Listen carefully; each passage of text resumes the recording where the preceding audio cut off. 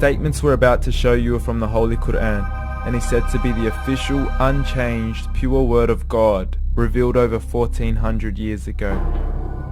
Claiming to be the word of God is a heavy statement, and without proof, or if a single contradiction is found within the book, the apparent word of God will be proven false. So without further ado, let's put the book to the test.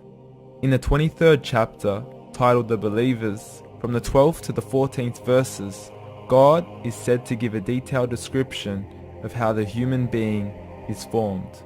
It begins by saying, "We then placed him as a sperm drop in a place of settlement, firmly fixed. Then we made the drop into a alaqa." We will translate this word very soon. "And then we changed the alaqa into a lump.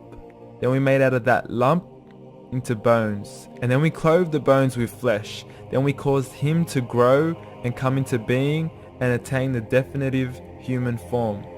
In the 21st century, we can now safely say that this verse is clearly describing the process of human development in correct chronological order.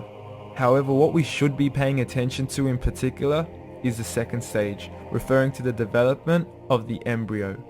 The specific word used to describe the embryo in this verse is the word alaqa. The word alaqa, when translated into English, can mean three separate things. Firstly, a blood clot, or to be suspended, that is to be hanging or clinging to something, or thirdly and finally, a leech. Now, all three definitions don't come anywhere near what we perceive to be the human embryo. So, why are these words used, and what significance do they share with the human embryo? Can the embryo be described as a blood clot? Well, what do you think? In the third week of embryonic development, a tubular heart joins with the blood vessels to form a primordial cardiovascular system, and by the end of the third week, the blood is circulating and the heart begins to beat on day 21. The first thing that comes to mind in regards to being suspended or hanging is the umbilical cord. But we can't use that example because we are simply referring to step 2, before the baby has even formed. But we now know today that the umbilical cord is formed from the connecting stalk.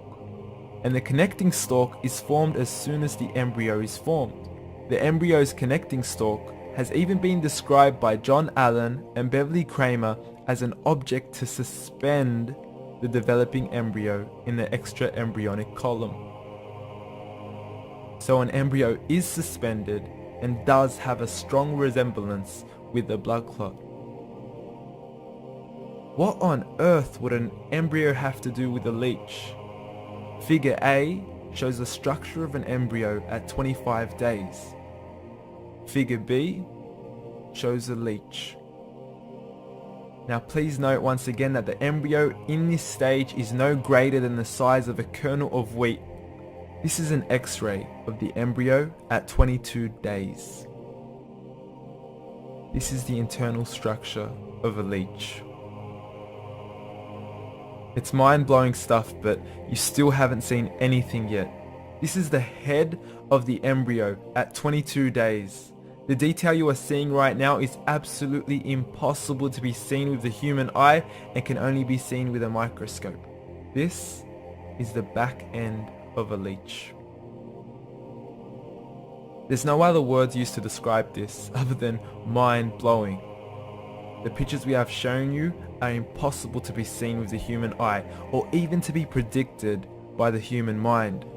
Once again, the verses we have shown you were revealed over 1400 years ago to a man who couldn't read nor write. Are these the words of God? Descriptions of the human embryo in the Quran cannot be based on scientific knowledge in the 7th century. The only reasonable conclusion is that these descriptions were revealed to Muhammad from God, from God, from God, from God. سنريهم آياتنا في الآفاق وفي أنفسهم حتى يتبين لهم أنه الحق أولم يكف بربك أنه على كل شيء شهيد